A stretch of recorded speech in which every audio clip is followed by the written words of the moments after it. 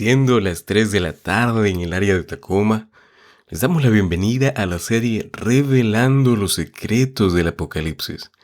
Contentos de poder compartir un mensaje más en esta tarde preciosa. De esta forma nos preparamos para reafirmar, aprender y aplicar la verdad bíblica. Queremos empezar de esta forma, agradecidos en primer lugar con nuestro Dios por un día más de vida y también un día menos para su pronto regreso. Esta, mis amados, es la razón clave de la esperanza que existe en todos aquellos que anhelamos su venida. ¿Qué te parece si allí donde estás inclinas la cabeza, cierras la vista y dialogamos con el Padre? Te invito, ¿nos acompañas? Vamos a orar. Padre bueno, ante usted venimos, oh Señor, aunque indignos, pero suplicando que pueda escuchar nuestra oración. Una vez más estamos listos para abrir su palabra.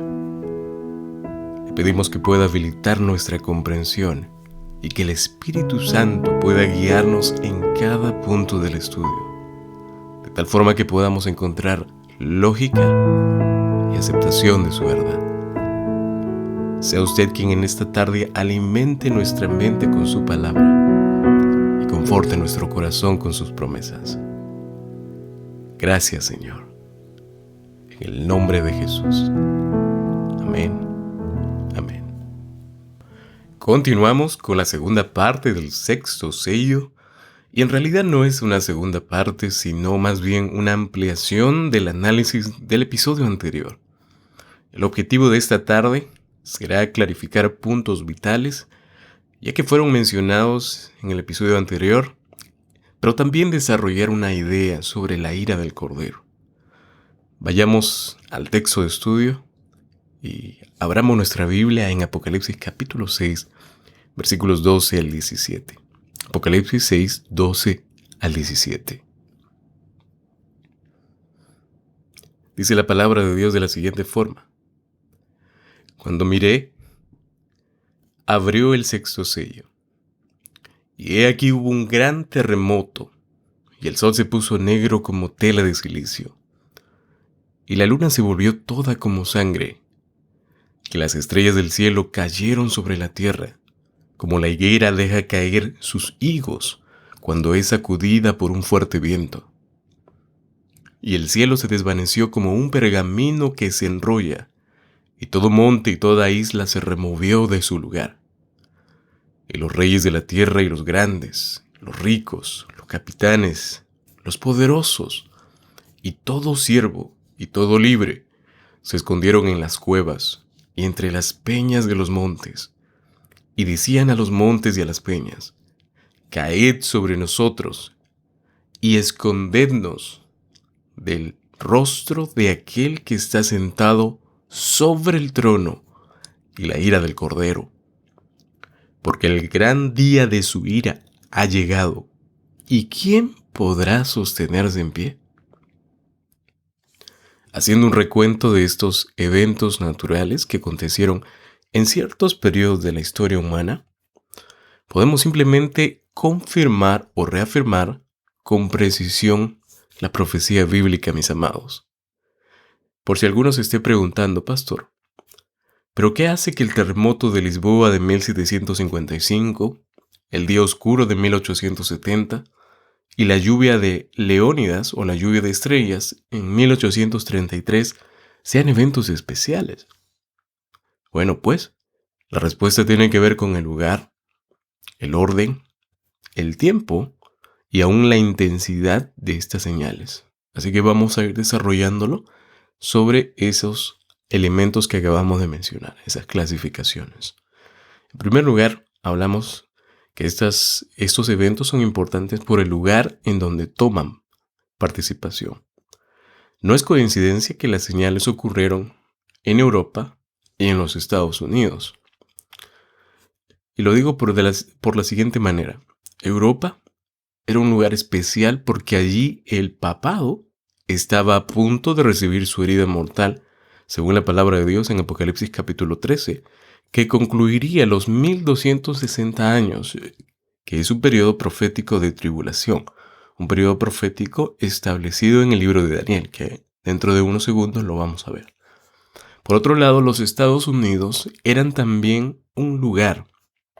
Este país también ocupó un lugar importante en la profecía, especialmente Nueva Inglaterra, porque allí un cierto grupo llamado el grupo de los Milleritas, porque seguían a un personaje muy conocido que es Miller, iban a proclamar un mensaje, y este mensaje era un mensaje de juicio. Estamos hablando de la década de los 1830 más o menos. Para entender de dónde obtenemos este periodo profético de los 1260 años, es necesario ir al Antiguo Testamento. Como les mencioné, en el libro de Daniel se menciona un dato interesante. Daniel capítulo 7, salten conmigo a Daniel capítulo 7, versículo 25. Daniel 7, 25. La versión Reina Valera del 60 dice lo siguiente: y hablará palabras contra el Altísimo, y a los santos del Altísimo quebrantará, y pensará en cambiar los tiempos y la ley. Y noten lo que viene a continuación: y serán entregados en su mano hasta tiempo y tiempos y medio tiempo. Daniel 7:25. Si nos damos cuenta, este tiempo profético es determinado partiendo del principio día por año, un principio muy conocido cuando se trata de interpretación profética, cuando se quiere hablar de interpretación profética. Es un principio de día por año que es mencionado en la palabra de Dios en el libro de Números, capítulo 34, versículo 34, capítulo 14 del libro de Números, versículo 34, y Ezequiel, capítulo 4, versículo 6. Son dos textos por excelencia en donde podemos encontrar este principio día por año. Y yo te invito a que tú puedas leer estos textos de la palabra de Dios y entiendas qué es lo que la Biblia nos quiere decir. Luego, continuando con el análisis, nosotros tenemos que darnos cuenta que este es un principio bíblico que tiene que ser aplicado para la correcta interpretación de los periodos proféticos. Este mismo principio, mis amados, ha sido probado con precisión en la profecía de las 70 semanas del libro de Daniel, capítulo 9. También vemos allí que este principio se aplica de igual forma a estos 3 tiempos y medio de Daniel, capítulo 7, versículo 25. Equivalentes también de igual forma a 42 meses, o como lo vimos ya anteriormente, 1260 años. Vamos a tocar a más detalle este periodo profético cuando estudiemos el libro de Daniel, si aún nuestro Dios nos lo permite. Por ahora volvamos al punto de los eventos naturales. Entonces, mencionaba que el lugar era muy importante y mencionamos 2 lugares, tanto Europa como los Estados Unidos. El siguiente punto que tenemos que ver es el orden de estos eventos naturales. Y estos fenómenos, tomen en cuenta que ocurrieron en la historia exactamente en el orden en que aparecen en Apocalipsis capítulo 6, versículos 12 y 13.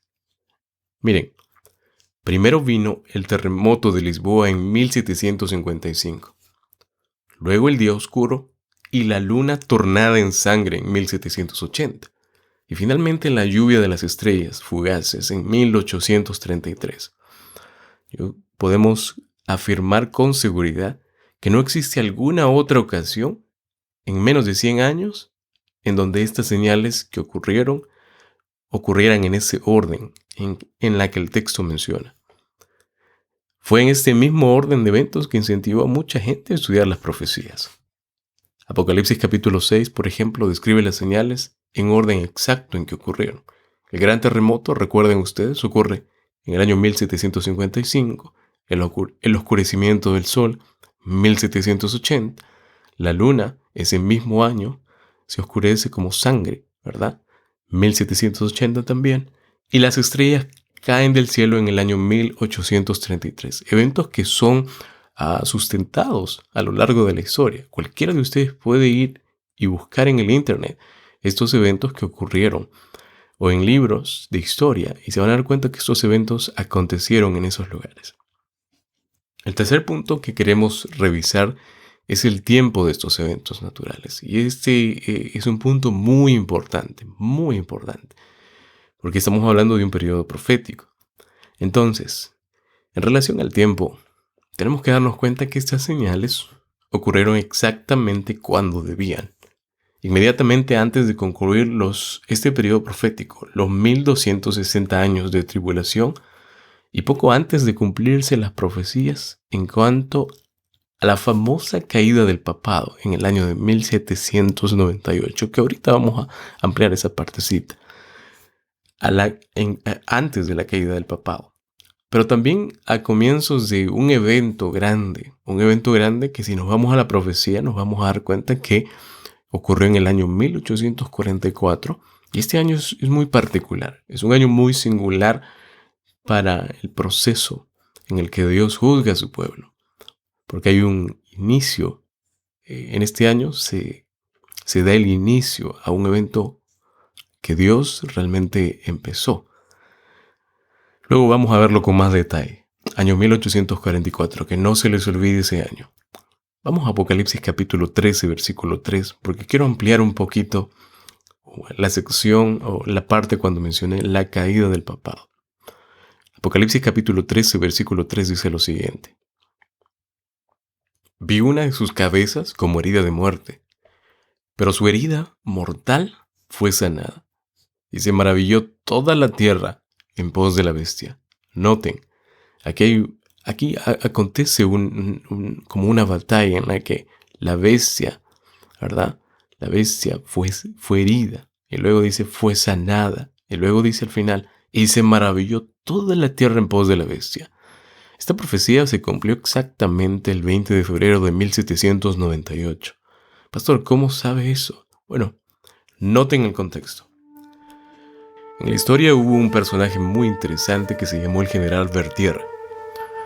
Este personaje estaba bajo el mando de el famoso Napoleón Bonaparte, quien invadió Roma y declaró el fin del dominio político del papado, capturando de la forma más cruel al Papa Pío VI, finalizando así temporalmente la supremacía de la Iglesia, del clero. En el año 1929, el 11 de febrero exactamente, con la firma del Tratado de Letrán por Benito Mussolini, ese famoso personaje, y el cardenal Pietro Gasparri, se restauran los poderes temporales del papado. Desde entonces el papado trabaja para construir su fuerza política de otros tiempos. Después de eso que la profecía bíblica dice, y se maravilló toda la tierra. Aquí simplemente podemos darnos cuenta que el mundo quedó sorprendido por cómo el poder papal volvió a vivir y se sorprendió también por las cuestiones sociales, culturales, ambientales, políticas y morales que el papado discute actualmente. El mundo está maravillado en ver esa institución adaptar el discurso para alcanzar a las personas con carisma, simpatía y afecto. Recordemos, mis amados, que el papado tiene dos etapas de dominio. Una pasada, y me refiero a los 1260 años, y otra futura, después que se le sana la herida. Pastor, ¿pero por qué clasificamos al papado como la bestia, pastor? Bueno, yo no la clasifico, la clasifica la palabra de Dios. Si nosotros estudiamos las Sagradas Escrituras, tal cual lo menciona allí, hay una clasificación muy clara, hay una identificación de esta entidad, como la Iglesia Católica. Por eso la tribulación también, y volviendo a la idea anterior, tiene dos etapas, una pasada y otra futura. La etapa pasada fue la peor en lo que respecta a longitud, y la futura será peor en lo que respecta a intensidad. Entre estos dos puntos nos damos cuenta que el tiempo ya se huele, ya transpira como el juicio celestial que vindica a quiénes, pastor, a los mártires. Y aquí cuando vamos avanzando nos damos cuenta que encontramos un evento que a muchos llama la atención, a muchos atrapa, que es el sellamiento de los 144,000 mencionado en Apocalipsis 7, versículo 4, que vamos a estudiar en el siguiente episodio. Y este juicio, este sellamiento será el que pasarán a muchas personas por la gran tribulación final que viene pronto. Como ya lo mencionamos, hay dos grupos de señales. ¿Tendrán las señales de Apocalipsis 6, 12 y 13 un segundo cumplimiento en el futuro como creen algunos? Mis amados, la respuesta categórica es no. En Apocalipsis capítulo 2, versículo 31 y Apocalipsis capítulo 6, versículos 12 y 13, tenemos dos detalles que distinguen estas señales de las que aparecen en los versículos 14 al 17. Presten atención.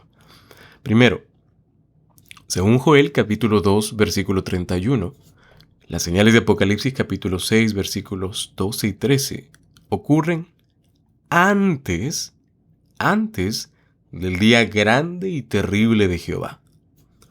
Y como segundo punto, en las señales de Apocalipsis 6, versículos 2 y 13, la luna se torna como sangre y las estrellas caen del cielo. Pero en las señales de Apocalipsis 6, 14 al 17, que anuncian la segunda venida, la luna y las estrellas dejan de dar su luz. Dos expresiones totalmente diferentes. Joel capítulo 2, versículo 10, versículo 11, capítulo 3, versículos 15, 16 y también Mateo capítulo 24, versículo 30, refieren a un segundo grupo de señales diferentes a la que hemos visto en Apocalipsis capítulo 6, versículos 12 y 13. Aquí vemos que el segundo grupo de señales se cumplirá cuando Jesús está a punto de partir del cielo a la tierra, es decir, en su segunda venida. Si nos damos cuenta del evento celestial, del evento natural, el gran terremoto, el oscurecimiento del sol, la luna y las estrellas anuncian, mis amados, anuncian la segunda venida del Señor Jesucristo. Mientras que el primer grupo de señales fue solamente local, como ya lo mencionamos, en Europa y Estados Unidos. Pero el segundo, mis amados, será un evento global. Son dos eventos similares, pero que acontecieron uno en cierto periodo de la historia y el otro indicará la segunda venida del Señor Jesucristo. Miren, Apocalipsis 6, versículos 12 al 13. En estos versículos podemos ver que la luna se torna como sangre. Y vamos a ir repitiéndolo para que podamos entenderlo. Pero no dicen que la luna se oscureció. Se torna como sangre, pero no dice que la luna se oscureció. Los versículos también nos dicen que las estrellas cayeron del cielo, no que dejaron de dar su luz. Estas señales son señales preliminares, vamos a decirlo así. Pero no son las mismas de Mateo 24, donde vemos allí claramente que la voz de Dios trastornará, moverá a estos cuerpos celestes de sus órbitas. Durante el milenio, y aquí vamos a Apocalipsis, durante ese milenio, Apocalipsis 20, el planeta estará oscuro, mis amados, oscuro totalmente por haberse desquiciado, por haberse removido, por haberse trastornado todos estos cuerpos celestes, y cuando hablo de cuerpos celestes me refiero a la luna, al sol, a las estrellas, son cuerpos celestes, ¿verdad? Son elementos celestiales, vamos a decirlo así.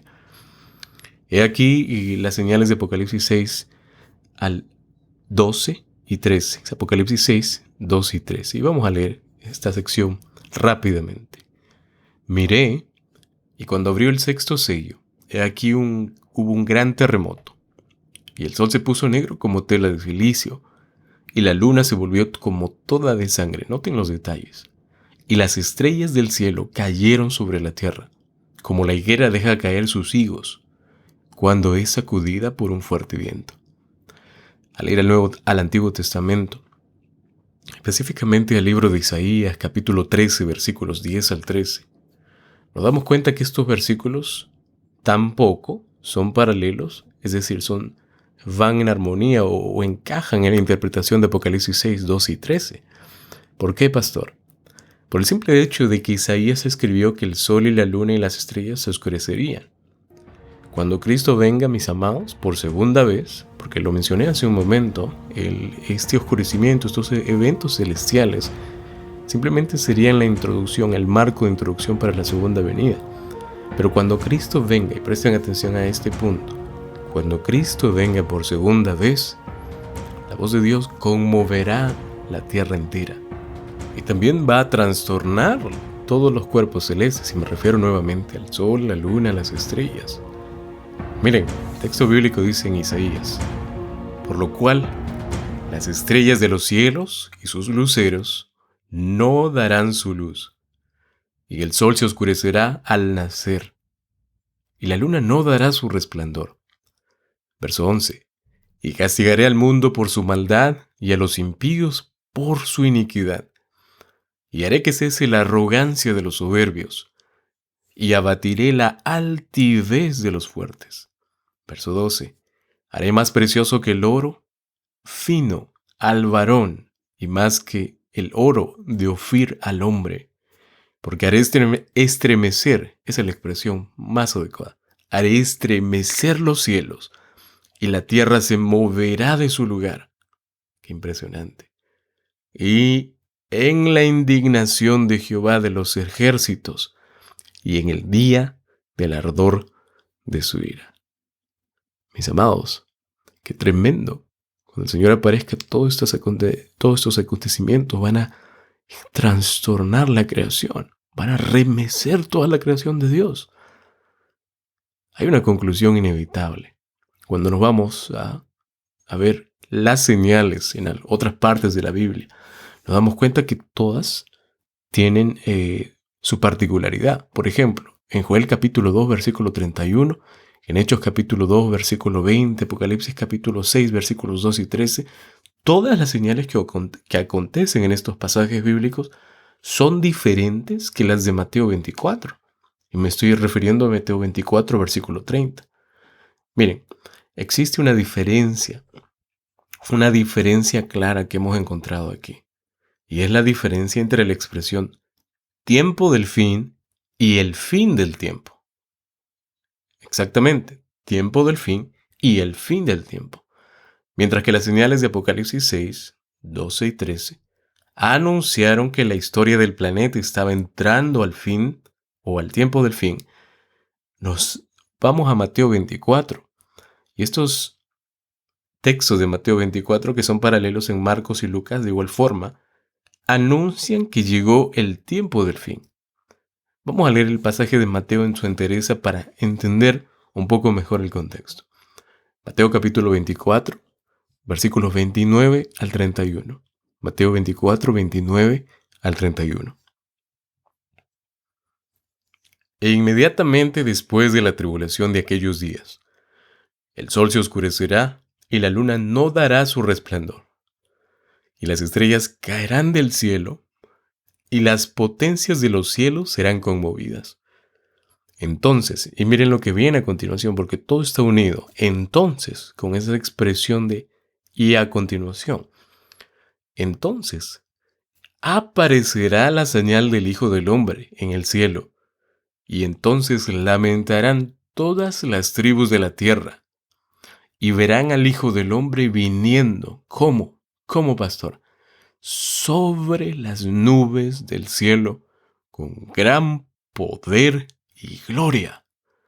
Enviará a sus ángeles con gran voz de trompeta, y juntarán a sus escogidos de los cuatro vientos, desde un extremo del cielo hasta el otro. ¡Qué impresionante! Tanto el verso 29, 30 y 31 nos muestran claramente una sucesión de eventos que es muy diferente a la que vimos en Apocalipsis capítulo 6. Son eventos naturales que acontecieron dentro de la historia, es cierto, pero que no se pueden asumir que son parte del tiempo final, es decir, que no encajan dentro del periodo profético del tiempo final, justo antes de la venida del Señor Jesucristo. Surge ante esto una pregunta, porque aquí dice en Mateo 24, 29, si nos damos cuenta, e inmediatamente después de la tribulación de aquellos días ocurren todos estos eventos celestes. La pregunta sería, ¿cuáles son las potestades que gobiernan el cielo según Mateo 24, 29? Porque aquí dice al final casi del versículo 29, y las potencias de los cielos serán conmovidas. ¿Cuáles son las potestades que gobiernan en el cielo según Mateo 24, 29? Miren, para tenerlo en claro todos los que estamos escuchando este episodio, vamos a leer rápidamente recordar lo que dice Génesis capítulo 1, versículo 16. Si vamos a la palabra de Dios, directamente nos vamos a dar cuenta que Dios hizo el sol para señorearse del día y la luna para señorearse de la noche. Las potestades del cielo, cuando lo mencionamos esto aquí, dice que se conmoverán a la voz de Dios. El sol y la luna y las estrellas serán removidas de sus lugares. Van a ser remecidas de sus lugares. Ojo que dice allí que no se eliminarán o aniquilarán, sino que se conmoverán, se estremecerán con tan solo la voz de Dios. Pero los cielos y la tierra quedarán en una condición no como estaba, sino en una condición desordenada, una condición tal vez fuera de su lugar, hasta podríamos decir vacía. Porque si nos vamos a Apocalipsis 20, quiero hacer una conexión correcta allí. Durante los 1000 años, por causa de las plagas y el terremoto global, esto va a acontecer. La condición de la Tierra va a ser una condición de desorden, de caos. El planeta va a estar en tinieblas en este entonces. Pastor, ¿y cómo llegamos a esa conclusión?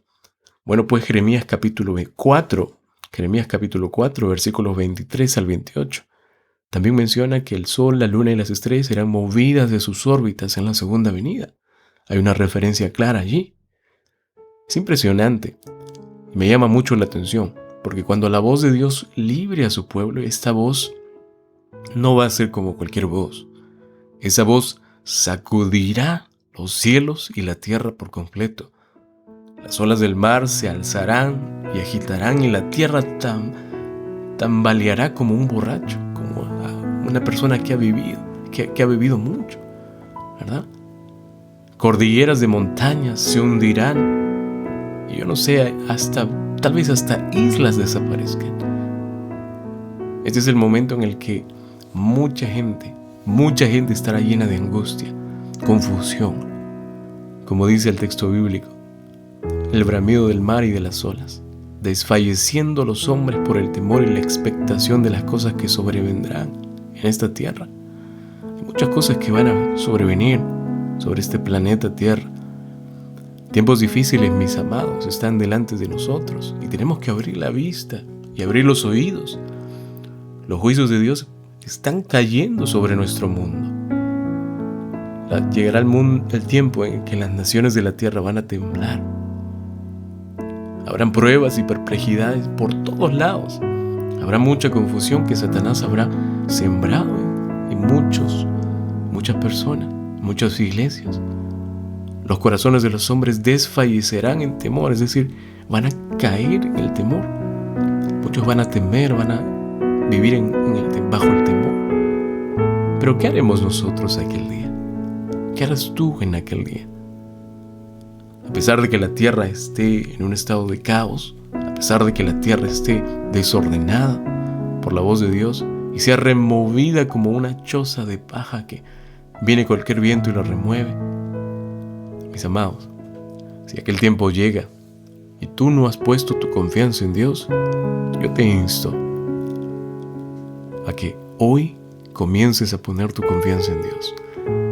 Porque cuando llegue este momento, como dice la cita bíblica, el pasaje de la palabra de Dios, ¿quién podrá estar en pie? Pero si estás con la confianza en Dios, Él, el Creador, el que dio su vida por nosotros, Él nos librará. Cuando me imagino estos eventos, veo cómo el terror de la desesperación se puede apoderar de muchas de aquellas personas que han rechazado la misericordia de Dios. Dios está tocando de miles de formas los corazones de cada ser humano, pero hay algunos que lo rechazan porque prefieren vivir su propia libertad, prefieren ejercer su propia libertad según sus conciencias. Pero qué precioso es cuando hacemos caso a la voz de Dios. En aquel entonces, cuando llegue ese momento difícil, los justos tal vez clamarán, tal vez hasta temblando, diciendo, ¿quién podrá estar firme? Hay un silencio, y lo vamos a ver en el siguiente episodio, que es un silencio profético, pero es un silencio tal vez hasta aterrador, que se menciona en el capítulo 7, y lo vamos a ver en el siguiente episodio, en donde hay ángeles que cantan, pero ese silencio inicia allí. Entonces, luego de ese silencio, se escucha la voz del Señor Jesucristo, que podría decirnos al corazón, bastaos mi gracia. Al escuchar esto, los rostros de los justos se iluminarán en el corazón de todos. Todos se llenan de gozo, y los ángeles entonan una melodía más elevada y vuelven a cantar al acercarse aún más a la tierra. Para que quede claro, la primera parte del sexto sello, de Apocalipsis capítulo 6, versículos 12 y 13, guarda relación con la primera parte de la pregunta de los mártires. Y la segunda parte del sexto sello, de Apocalipsis 6, 14 al 17, guarda relación con la segunda parte de lo que ya vimos a modo de pregunta. Pero, para que quede un poco más claro, entre ambas etapas del sexto sello hay un evento que vamos a mencionarlo en el siguiente episodio, Apocalipsis 7, 1 al 8.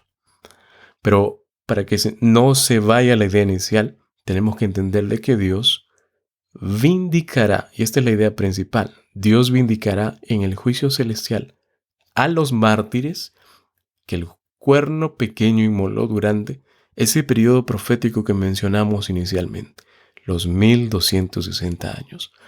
Pastor, pero nos gustaría poder acercarnos a ese periodo profético de los 1260 años y ver cómo se obtiene 42 meses o 1260 años.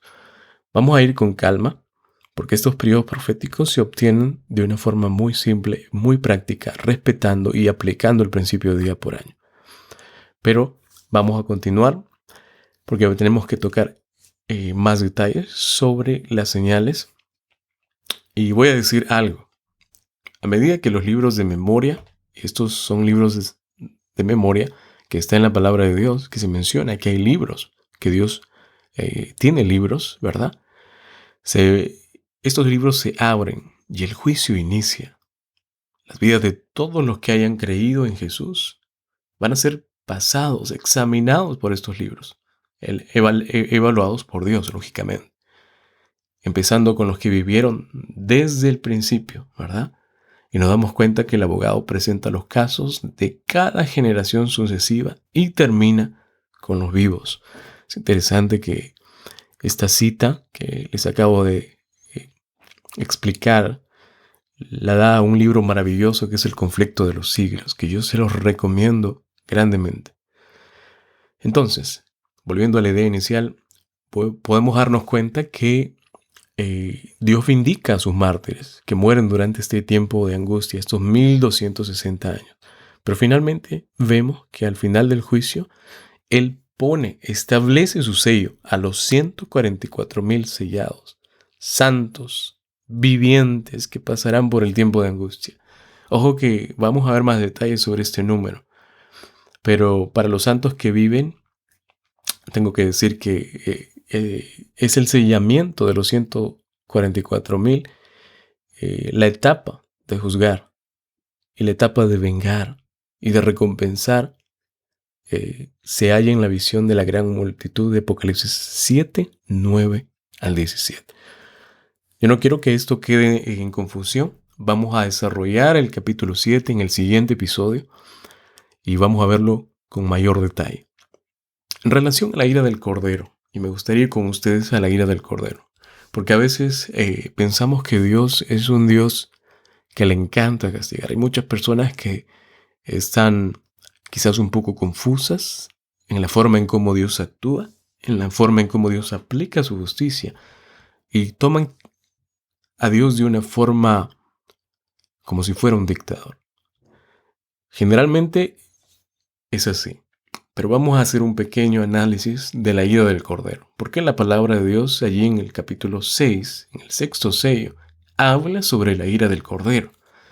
Y a veces vemos a un cordero y no imaginamos, porque generalmente pensamos con un cordero como un animal manso, inofensivo. Y esto es cierto, pues cuando Cristo sufrió y murió para salvar al mundo, Cristo es el Cordero Pascual, ¿verdad? Lo hizo como un cordero manso y humilde, que fue llevado al matadero, Isaías 53, y no abrió su boca. La pregunta es, ¿cómo podemos, pastor, reconciliar a un Jesús como un cordero manso y humilde con el cuadro de un cordero lleno de ira? Da la impresión de que ambas ideas son incongruentes. Yo les pregunto, ¿alguna vez usted ha visto un cordero lleno de ira? Yo nunca he visto un cordero lleno de ira. He tenido la oportunidad de ver corderitos y son sumamente mansos.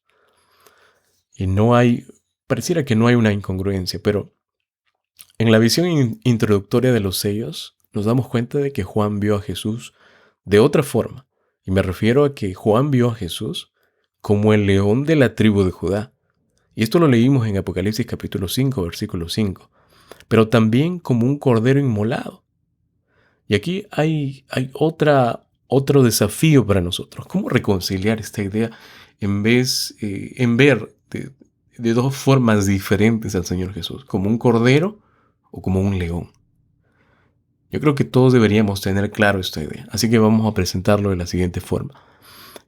El Salvador se presenta ante Juan bajo los símbolos del león y de la tribu de Judá, y también como un cordero inmolado. Apocalipsis capítulo 5, versículos 5 y 6.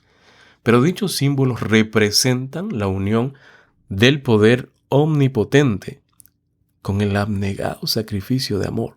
Noten, por un lado, el cordero representa amor, representa mansedumbre, representa paz, representa humildad, ¿verdad? Sumisión. Pero por otro lado, el león representa poder, fuerza. Esto nos hace ver que es un Dios poderoso, omnipotente, pero también que es un Dios capaz de bajar a los niveles más bajos de comprensión humana para poder entender nuestras necesidades. Por un lado, el león de Judá, tan terrible para los que rechazan su gracia, y por otro lado, el Cordero de Dios, para aquellos que son obedientes y fieles. La columna de fuego, por ejemplo, en el Antiguo Testamento, anunciaba terror e ir al transgresor de la ley de Dios. Es una señal de la luz, de misericordia y liberación. Fue para los que guardaban sus mandamientos. Era el brazo fuerte para herir a los rebeldes. Y también será el fuerte para librar, o era fuerte para librar a los más leales, a los más fieles. Todo el que sea fiel, mis amados, todo el que sea fiel será salvo.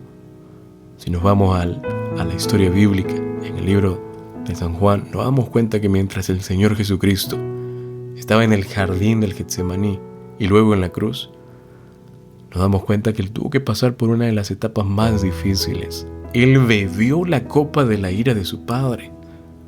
¿Recuerdan? Cuando dijo, si es posible que pase de mí esta copa. Esa copa significaba la ira de Dios, ¿verdad? Era tanto. No había misericordia en esa copa. Mateo 39 al 42 y Juan capítulo 18, versículo 11. Sin embargo, el Señor lo hizo en favor de toda persona que jamás haya vivido. Aquellos que por la fe reciben, mis amados, la justicia de Cristo, no tendrán que beber la copa, pues Cristo la bebió por todos ellos. Por el otro lado, los que rechazan la cruz, es decir, a Jesús como el Cordero, tendrán que beber esa copa de la ira del Cordero, sin ningún tipo de misericordia. ¡Qué terrible! Apocalipsis capítulo 14, versículos 10, Apocalipsis 16, versículo 19. Mis amados, en resumen, sobre la ira de Dios. La ira del Señor es el desagrado divino contra el pecado, que terminará finalmente con la entrega del hombre al castigo de la muerte. Apocalipsis capítulo 6, versículo 23, y Juan capítulo 3, versículo 36. Y vamos a leerlo. Versión Reina Valera del 60. El que cree en el Hijo tiene la vida eterna, pero el que rehúsa creer en el Hijo no verá la vida, sino que la ira de Dios estará sobre él. Pero sin embargo, Romanos capítulo 6, versículo 23 confirma lo siguiente. Porque la paga del pecado es muerte, mas la dádiva de Dios es vida eterna en Cristo Jesús, Señor nuestro. Mis amados, bien, es decir, Dios es un Padre de amor, pero un Padre que ama, exhorta y reprende al Hijo amado. De igual forma le anticipa para evitar las consecuencias. Por eso Él en Apocalipsis capítulo 3, versículo 19 dice: yo reprendo y castigo a todos los que amo. Sé pues celoso y arrepiéntete. Aún hay tiempo para arrepentirnos. El Señor Jesús viene pronto, ya no tarda. ¿Cuál será tu respuesta? Aún podemos ir a los brazos de Jesús, correr y extendernos. Mis amados, no hay pecado hasta el día de hoy que Dios no pueda perdonar, si tú te arrepientes de corazón. No pienses que has llegado al límite. Por favor, no pienses que no tiene solución. Aún el Señor Jesús está llamando, está tocando la puerta de tu corazón. Si tal vez caíste en pecado, si tal vez un día le aceptaste, pero volviste a los brazos de la seducción de este mundo, aún puedes volver. Cae de rodillas delante del Señor Jesucristo y pídele su ayuda. Clama la ayuda que solo Cristo Jesús te puede dar. Desde aquí un abrazo grande y mis deseos de oración para que cada uno de ustedes pueda aceptar al Señor Jesús, pues ya no hay tiempo. El tiempo se acorta, mis amados, y cada vez más muchas personas están intentando caminar sin Jesús. Toma la mano del Señor Jesús, atrévete y verás cuán diferente es vivir con Jesús que vivir sin Jesús.